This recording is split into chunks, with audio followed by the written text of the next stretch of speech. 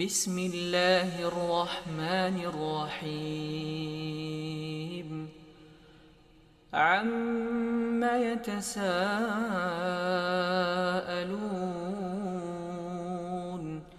عن النبأ العظيم الذي هم فيه مختلفون كلا سيعلمون ثم كلا سيعلمون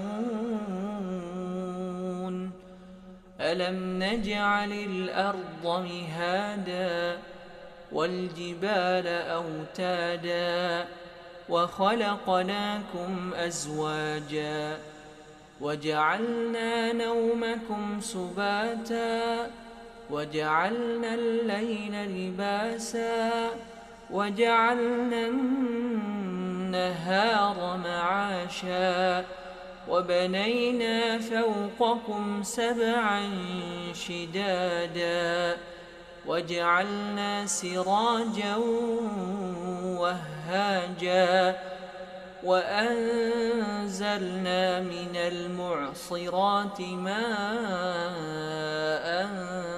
ثجاجا لنخرج به حبا ونباتا وجنات ألفافا إن يوم الفصل كان ميقاتا يوم ينفخ في الصور فتأتون أفواجا وفتحت السماء فكانت أبوابا وسيرت الجبال فكانت سرابا إن جهنم كانت مرصادا للطاغين مآبا لابثين فيها أحقابا لا يذوقون فيها بردا ولا شرابا إلا حميما وغساقا جزاء وفاقا إنهم كانوا لا يرجون حسابا وكذبوا بآياتنا كذابا وكل شيء أحصيناه كتابا فذوقوا فلن نزيدكم إلا عذابا إن للمتقين مفازا حدائق وأعنابا وكواعب أترابا وكأسا دهاقا لا يسمعون فيها لغوا ولا كذابا جزاء من ربك عطاء حسابا رب السماوات والأرض وما بينهما الرحمن لا يملكون منه خطابا يوم يقوم الروح والملائكة صفا لا يتكلمون إلا من أذن له الرحمن وقال صوابا ذلك اليوم الحق فمن شاء اتخذ إلى ربه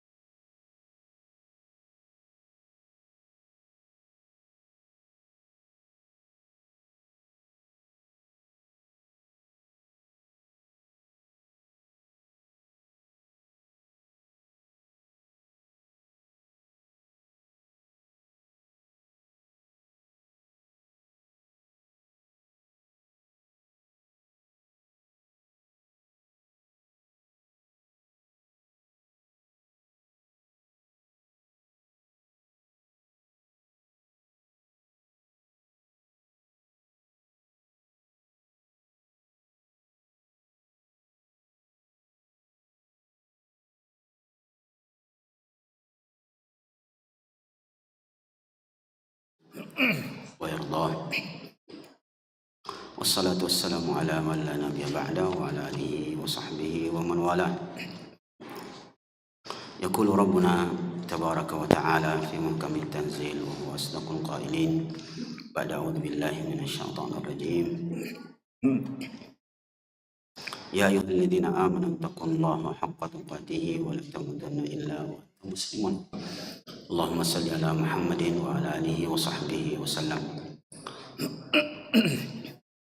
اللهم علمنا ما ينفعنا وانفعنا بما علمتنا وزدنا علما وارزقنا فهما.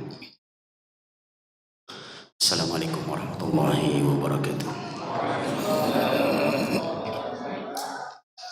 Alhamdulillah, Bapak Ibu akhwan dan akhwat sekalian, kita selalu memuji Allah Subhanahu wa taala atas nikmatnya kepada kita sekalian, dan tentu setelah itu kita tidak lupa untuk selalu bersalawat kepada junjungan Nabi kita, panutan kita, Rasulullah Sallallahu Alaihi Wasallam. Bapak Ibu ikhwan dan akhwat sekalian,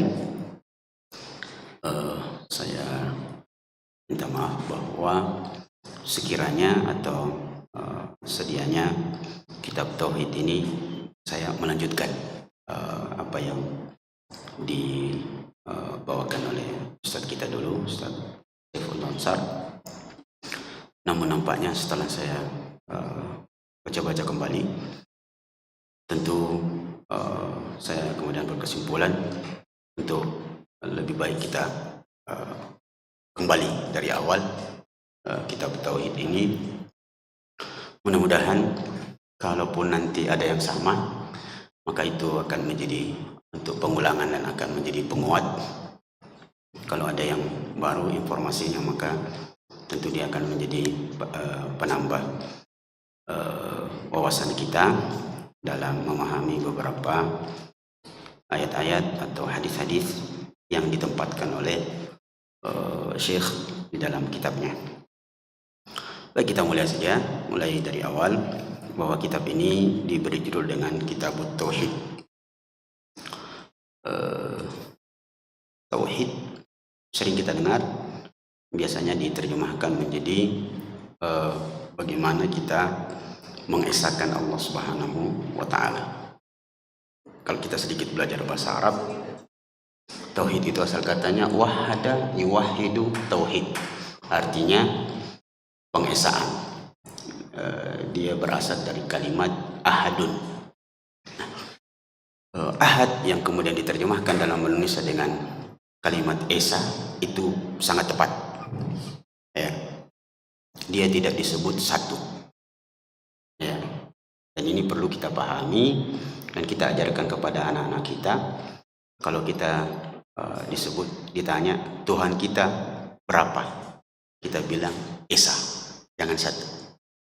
Kenapa? Sekalipun esa itu bahasa Sanskerta, tapi dia jauh lebih tepat menerjemahkan kalimat ahad. Kenapa? Sebab kalau satu ada lawannya. Satu ada lawannya. Esa tidak ada. Tidak ada lawannya. Itulah sebabnya kenapa jadi wahid dengan ahad berbeda. Esa dengan satu berbeda. Ya. Bilal radhiyallahu an, kita tahu pernah disiksa oleh tuannya Umayyah ketika beliau masuk Islam. Kita tahu ketika disiksa itu kan ditaruh di padang pasir, terus diletakkan batu pada dadanya. Sambil disiksa, dia dipaksa untuk murtad kembali. Coba kita dengarkan apa kalimat yang keluar dari mulut Bilal. Dia bilang ahadun ahad. Ahadun ahad. Dia tidak bilang wahid. Wahid. Dia tidak bilang satu. Enggak. Dia bilang ahad. Artinya esa. Dan itu sangat dimengerti oleh orang Quraisy dahulu, termasuk tuannya. Kenapa?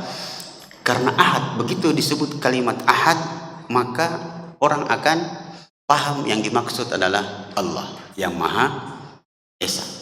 andaikan saat itu Bilal bilang wahid, wahid, wahid, satu, satu, satu, pasti dia diketawai. Umayyah akan ketawa. Kenapa? Satu, satu ada lanjutannya, 1, 2, 3. Ya, apalagi kalau pakai, waktu itu ada orang saudara kita dari timur, itu dia akan tambah, satu, 1, 2, 3. Satu itu kurang tepat kalau dibilang Allah itu satu, Allah itu Esa, atau dia itu pertama. Maka dinamakanlah kitab ini dengan Kitabut Tauhid, kitab yang nanti isinya mengantarkan kepada kita bagaimana seorang hamba, kita semuanya mengesahkan Allah dalam seluruh sisinya. Mengesahkan Allah dalam ibadah, maksudnya kita sekedar beribadah hanya untuk Allah Subhanahu wa ta'ala. Nah, nanti kita akan lihat beberapa ayat yang lain. Kemudian mengesahkan Allah dalam rububiyahnya, ya, dan juga pastinya mengesahkan Allah pada seluruh nama-namanya dan sifat-sifatnya.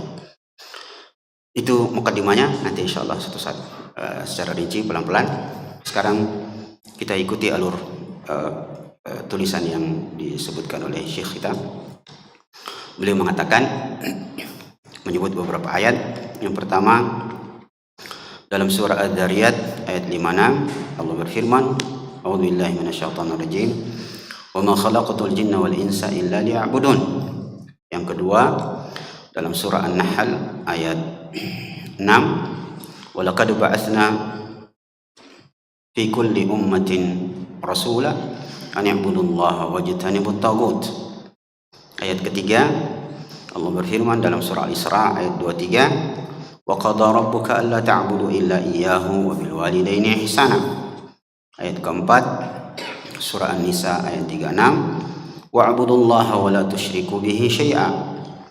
Ayat berikutnya dalam surah Al-An'am ayat 151 sampai ayat 53 sampai 151, kita sebut potongannya. Qul ta'alu atlu ma harrama 'alaikum alla tusyriku bihi syai'a.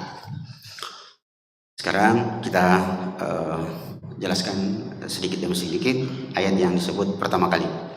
Allah berfirman dalam surah Ad-Dariyat ayat 56, wa ma khalaqatul jinna wal insa illa liya'budun. Dan tidaklah aku, kata Allah, menciptakan jin dan manusia kecuali untuk beribadah kepadaku. Begitu terjemahannya. Kalimat ini atau begini, Bapak Ibu saudara-saudara sekalian, nampaknya seluruh bahasa modelnya kayak begini. Kalau ada kalimat terutama dalam bahasa Arab seperti ini, kalau dia didahului dengan penafian lalu ditutup dengan penegasan, itu membuktikan atau memberikan isyarat bahwa kalimat itu sangat penting dan sangat kuat. Wama dan tidaklah, nanti ditutup dengan kecuali, persis dengan la ilaha illallah, la tidak, kemudian nanti di ujung kecuali. Semua kalimat yang modelnya seperti itu, yang dimulai dengan penafian lalu ditutup dengan isbat penegasan, itu pasti kalimatnya sangat tegas dan sangat kuat. La ilaha illallah, tiada ilah yang pantas disembah kecuali Allah. Itu kuat sekali. Bahkan dalam bahasa Indonesia saja sangat kuat. Kita coba-coba beberapa kalimat bahasa Indonesia. Kalau ada seorang suami bilang sama istrinya, tidak ada wanita yang saya lebih cintai kecuali kamu. Tidak ada wanita yang lebih saya cintai kecuali kamu. Itu kuat sekali, kuat. Beda kalau dia tidak menggunakan dua unsur itu, unsur penafian dan unsur penegasan, nafi wal itsbat. Kalau dia cuma bilang begini sama istrinya, tapi ini bukan saya Pak ya, saya kutip orang. Dia bilang begini, kaulah wanita yang paling saya cintai. Di sini. Berarti di sana ada. Ya. Karena dia tidak menggunakan penafian dan penegasan. Maka ayat ini supaya tidak terlalu jauh, yang penting kalau dia membebaskan kalimatnya dari penafian dan penegasan itu lemah. Kaulah satu-satunya yang kucintai, itu bohong itu. Ingat-ingat saja akhwat kalau ada cuma bilang begitu. Alhasil Allah mengatakan wama, dan tidaklah aku menciptakan jin dan manusia kecuali untuk beribadah kepadaku.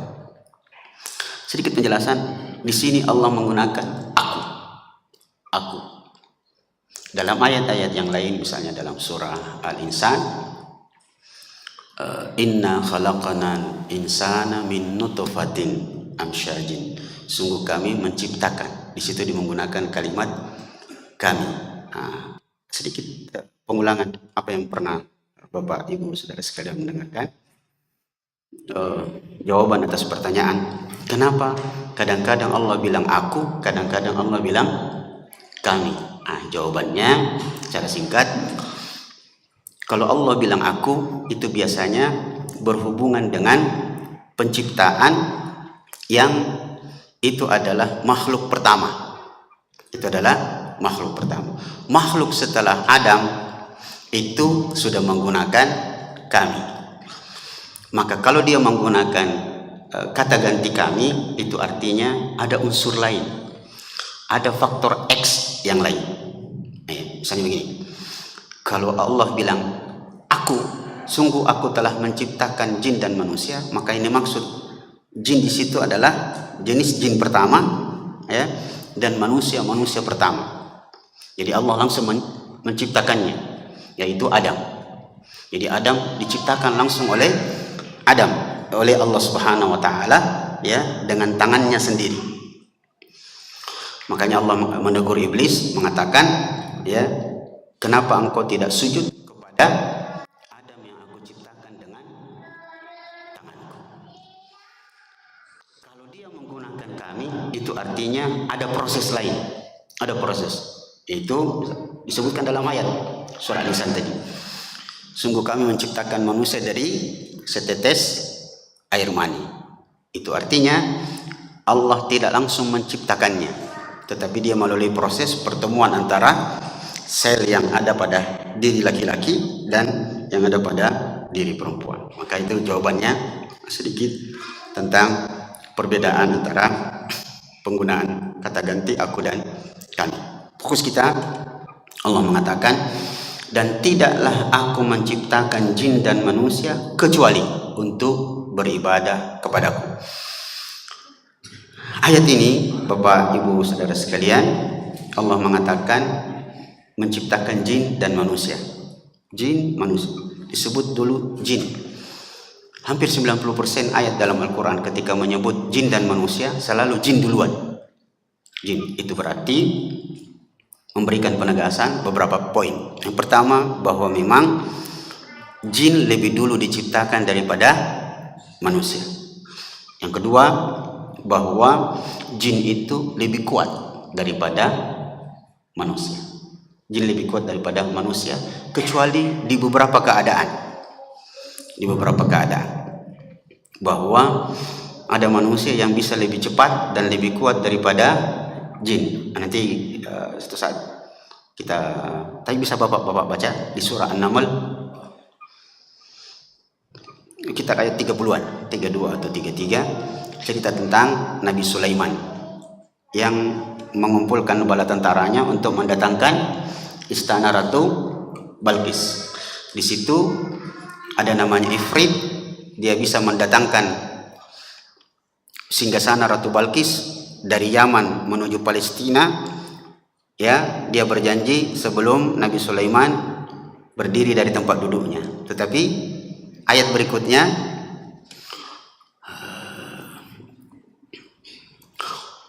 wa qala alladhi indahu ilmun minal kitab, Berkatalah seseorang dari keturunan Adam, dia mengatakan saya bisa lebih cepat dari jin. Kalau ifrit bisa mendatangkan sebelum kau berdiri, saya bisa mendatangkan sebelum matamu berkedip. Itu kecepatan apa itu kira-kira itu? Sebelum matamu Nabi Sulaiman, wahai tuan raja, berkedip, itu singgasananya sudah sampai di sini. Ayo. Nanti secara umum. Tapi umumnya jin lebih kuat dan lebih dulu daripada manusia. Kelebihan jin daripada manusia bahwa jin bisa berubah-ubah bentuk. Ya tasyakkar, bisa merubah bentuknya dalam bentuk apa? Dari sini memberikan pelajaran kepada kita, kalau ada orang yang mengaku bisa merubah-rubah bentuk wajahnya, ketahuilah dia dari jin. Dia dari jin. Sekarang berikutnya, jin, Bapak, Ibu, akhwat sekalian, berasal atau diciptakan oleh Allah dari api, sedangkan manusia diciptakan dari tanah. Berikutnya, semua kata dalam bahasa Arab jika bertemu huruf jim dan nun itu artinya ghaib, artinya tidak kelihatan. Semua kata yang Bapak Ibu temukan dalam bahasa Arab, jika kata itu terangkai dari huruf jim dan nun, pasti maknanya ghaib. Kita coba kita sebut janinun, janin. Kenapa janin disebut janin? Karena dia tertutupi oleh perut ibunya. Dia tersembunyi, dia tertutup. Apalagi jununun, gila. Orang gila dinamakan gila dengan bahasa Arab junun karena otaknya tertutupi oleh penyakit. Dinamakanlah dia junun. Junnatun, junnatun, junnah itu perisai. Dinamakanlah perisai itu junnah karena dia menutupi pemegangnya, yang pegang perisai itu antara dia dengan musuhnya. Jannatun, surga. Surga. Jannatun disebut jannah karena dia diliputi dan ditutupi oleh pepohonan yang rimbun. Bahkan ada satu pohon di surga, kata Rasulullah SAW, itu untuk mengitari diameternya, lingkarannya itu membutuhkan 70 tahun perjalanan. Dia butuh berapa hektar itu Pak kira-kira? Pohon di surga. Sedikit keluar, satu hal yang perlu kita pahami, bahwa bahasa Arab itu adalah bahasa yang sangat luas. Sedangkan bahasa Indonesia, minta maaf, bukan mencela bangsa sendiri dan bahasa sendiri. Bahasa Indonesia itu miskin sekali dengan kosakata. Bahasa Inggris saja kalah sama bahasa Arab. Maksud saya, dulu ada dosen saya di UMI, dia tidak setuju kalau kalimat surga itu sebagai terjemahan al-jannah. Kata beliau tidak cocok. Begitu juga dengan bidadari yang merupakan terjemahan dari kalimat hurun 'ain. Kata beliau, saya semester berapa diajar oleh beliau itu, lupa namanya. Beliau bilang al-jannah ketika diterjemahkan menjadi surga tidak cocok, tidak pas dari sisi akidah, tidak pas. Kenapa? Surga itu asal katanya dalam bahasa Sanskerta syurga loka. Nah, syurga loka dalam terminologi agama Hindu, tidak apa-apa disebut agama orang toh? Tidak apa-apa Pak. Terminologi agama Hindu, syurga loka itu adalah sebuah tempat yang digunakan oleh sang dewa untuk beristirahat. Dalam konsep agama kita, mana ada Tuhan beristirahat? Tapi dalam agama Hindu, agama Nasrani, agama Yahudi, ya, itu dia bilang Tuhan beristirahat. Kenapa? Mungkin Bapak pernah dengar ini. Karena ini masuk dalam beberapa pemahaman orang tua kita di kampung. Apa itu? Begini. 1 pekan berapa hari, Pak? 7 hari. Betul? Betul. Baik.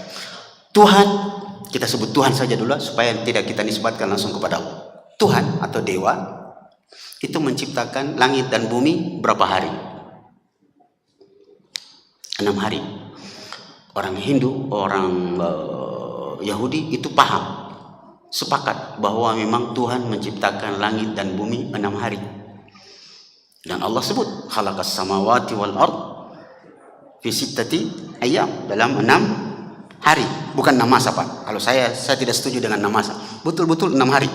Nah, sekarang karena sepekan itu 7 hari, Tuhan menciptakan langit dan bumi 6 hari. Kalau begitu 1 harinya ngapain?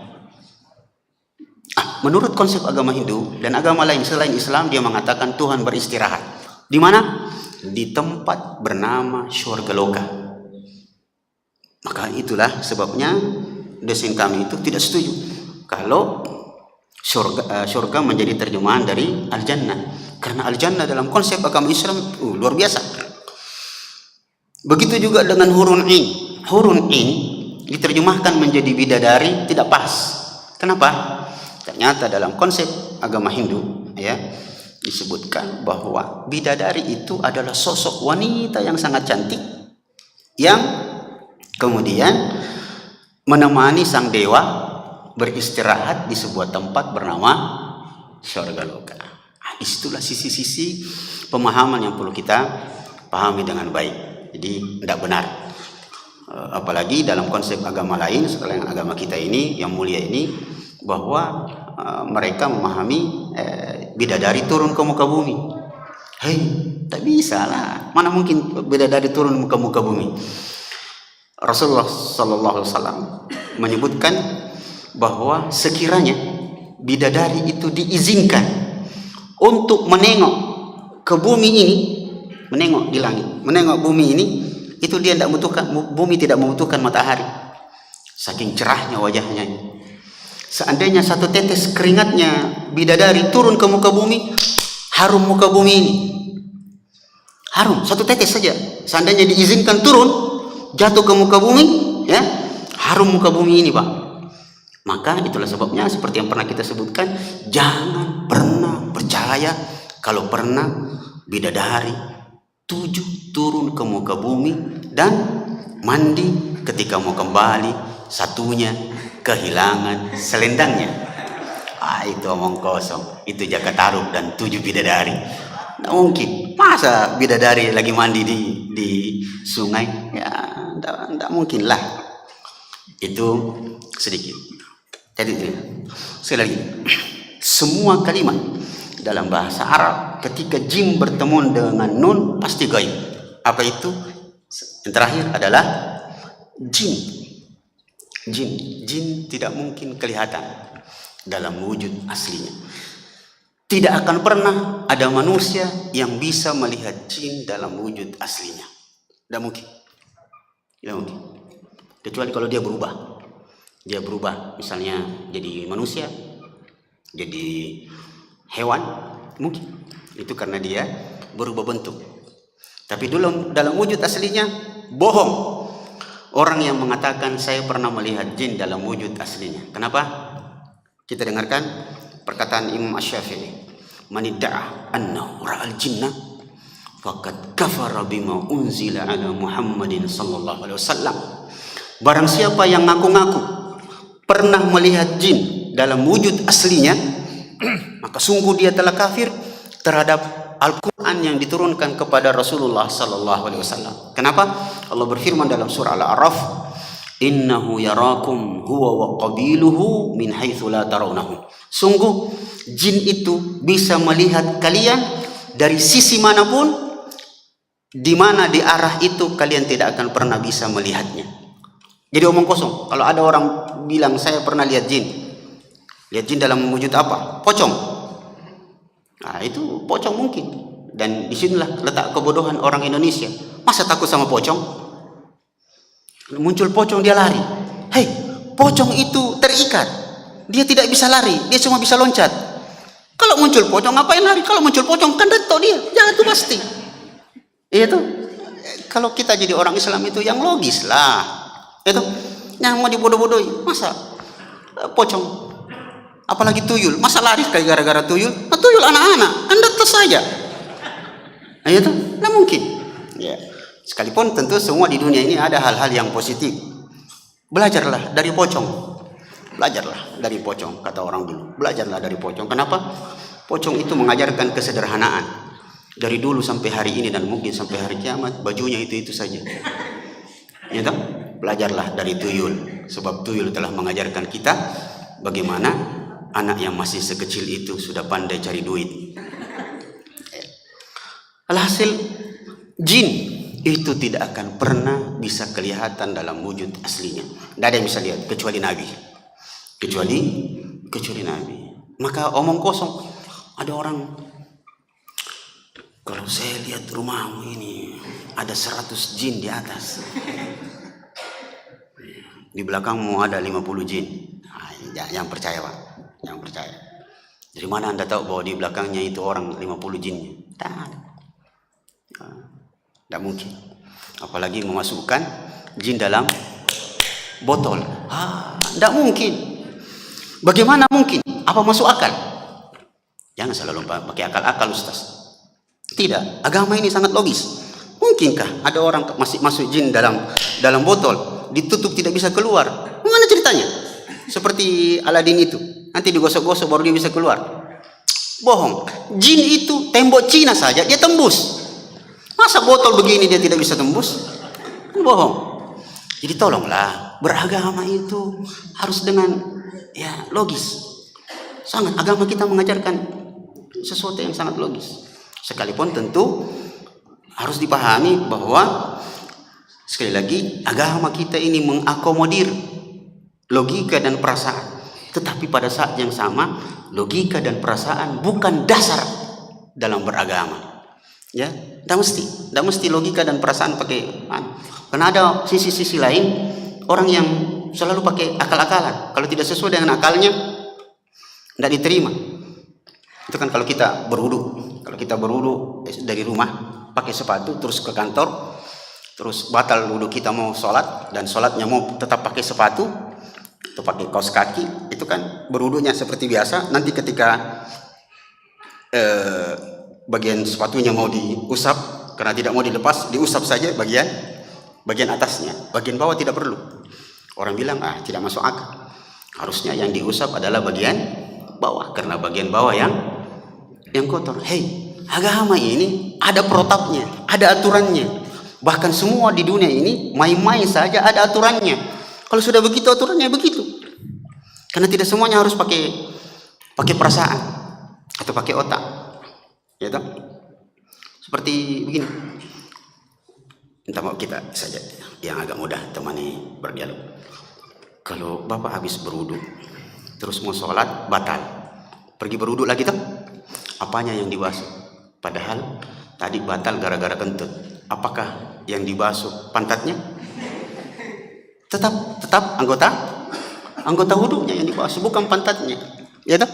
Itu membuktikan bahwa dia masuk akal, tetapi dia tidak akal-akalan. Atau begini Pak, sedikit lagi. Nah, saya bela-bela sedikit supaya kita bisa betul-betul memainkan otak kita bahwa luar biasa agama kita ini. Andaikan, ini singgung sedikit tentang akhwat di belakang. Kalau kita naik PT-PT itu penumpangnya mayoritas laki-laki. Ada satu penumpangnya cewek cantik. Ada satu penumpang di PT-PT itu cewek cantik. Biasalah, cewek cantik jabe tuh. Jabe.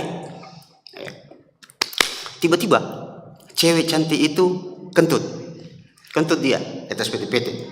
Dibuka jendela PT-PT masih bau. Dicari siapa yang kentut ini. Ketahuan. Ternyata yang kentut itu adalah cewek cantik itu. Sekarang pertanyaan saya. Kira-kira begitu ketahuan bahwa cewek cantik itu yang kentut, apa yang dilakukan orang itu, cewek cantik itu? Apanya yang ditutup? Pantatnya atau mukanya?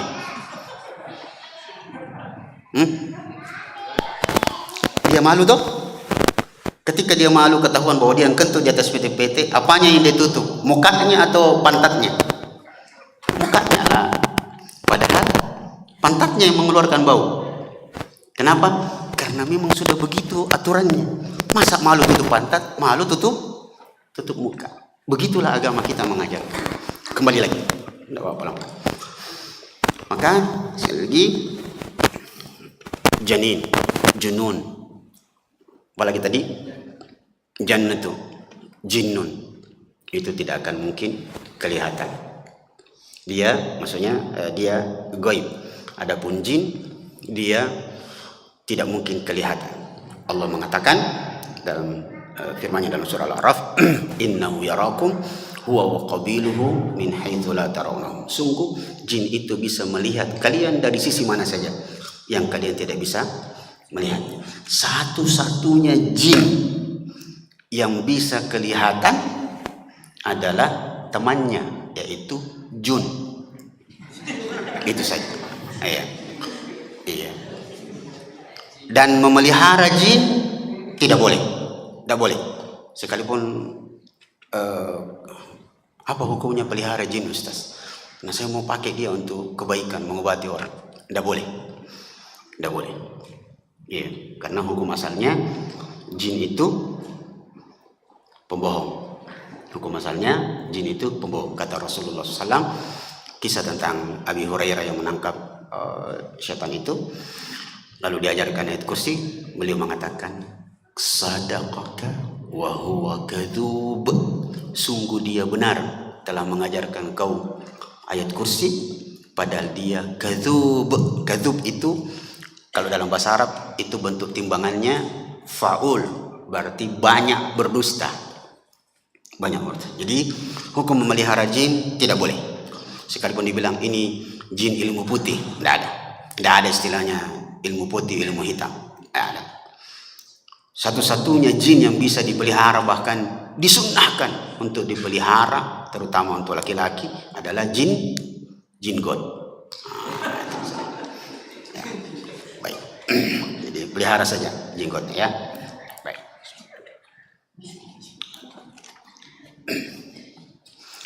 Sampai jam berapa, Pak? Sedikit lagi.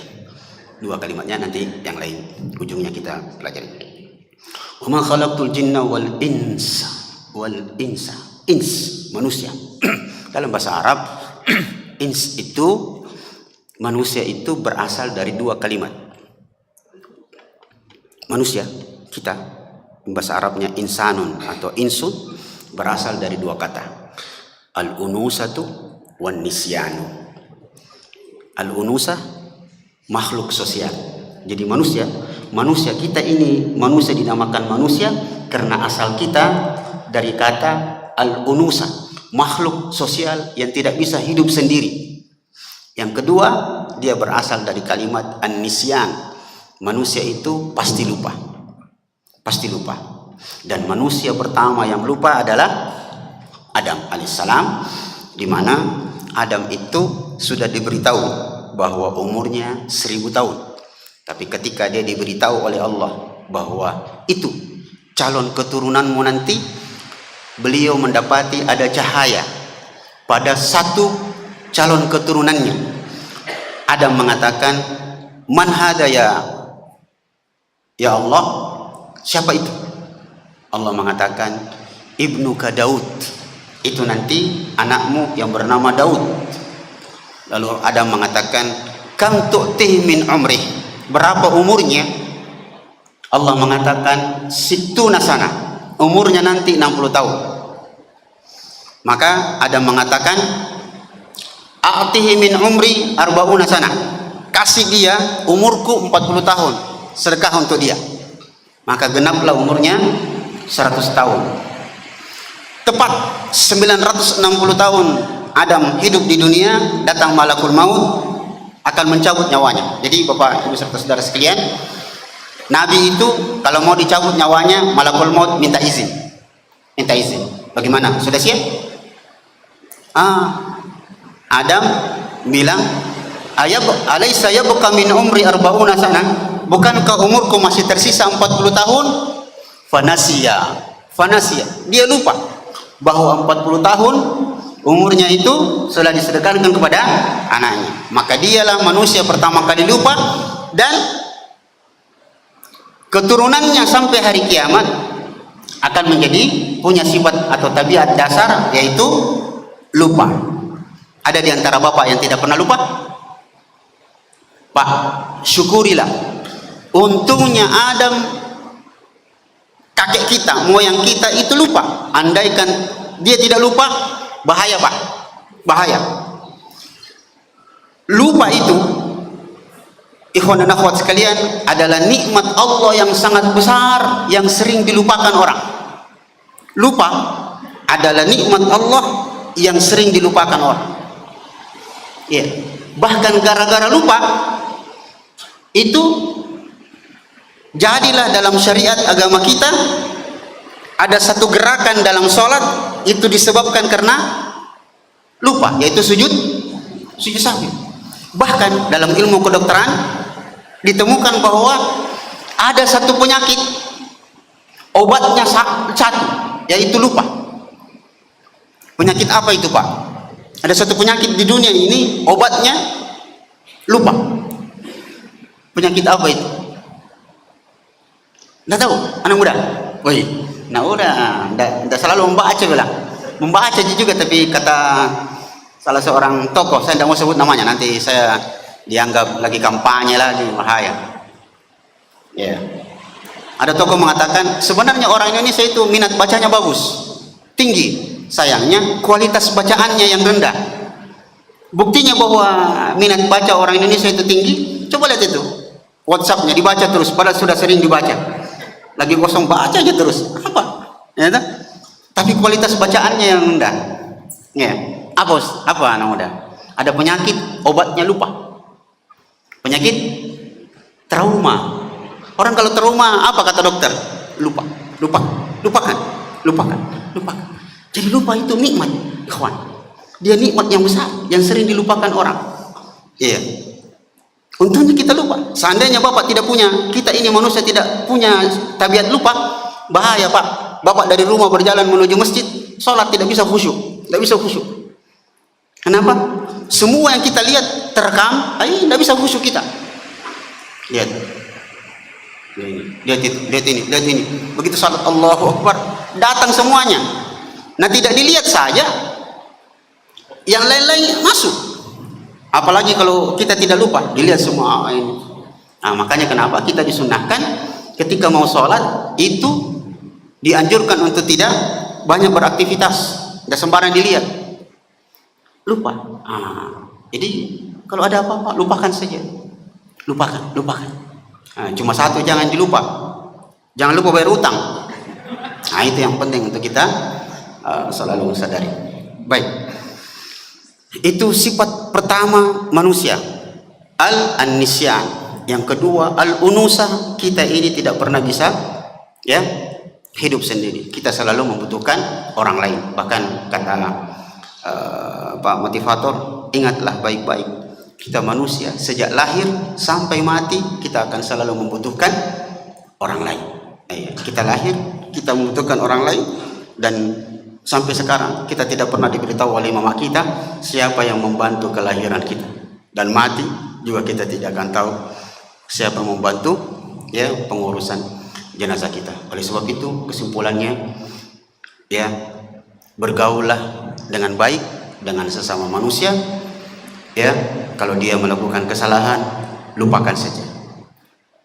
Lupakan. Kalau Anda melakukan kebaikan kepada orang lain, lupakan juga.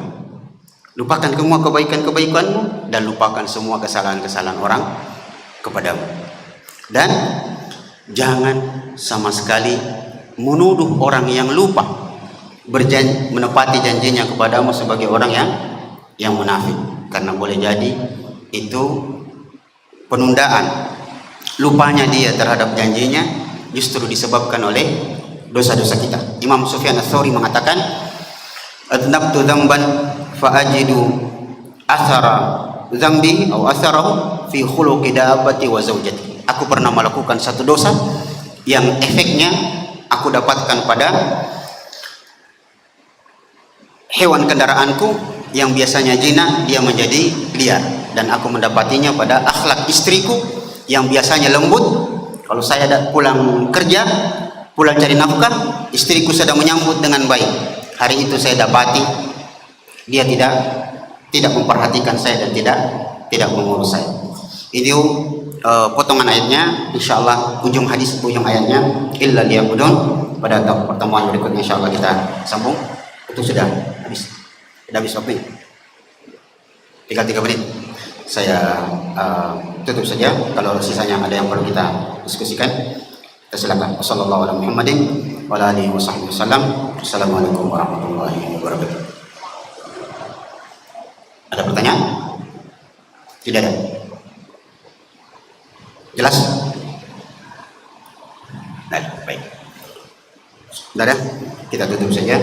Nanti insyaallah pada kesempatan yang lain kita sambung. Sallallahu alaihi Muhammadin wa alihi wasallam. Subhanakallahumma rabbana wa bihamdik asyhadu an la ilaha illa anta astaghfiruka wa atubu ilaik. Subhana rabbika rabbil izzati amma yasifun. Assalamu ala mursalin walhamdulillahi rabbil alamin. Assalamualaikum warahmatullahi wabarakatuh. Ya ayyuhalladzina amanu tubu ilallah, tubu ilallah, tubu ilallahi taubatan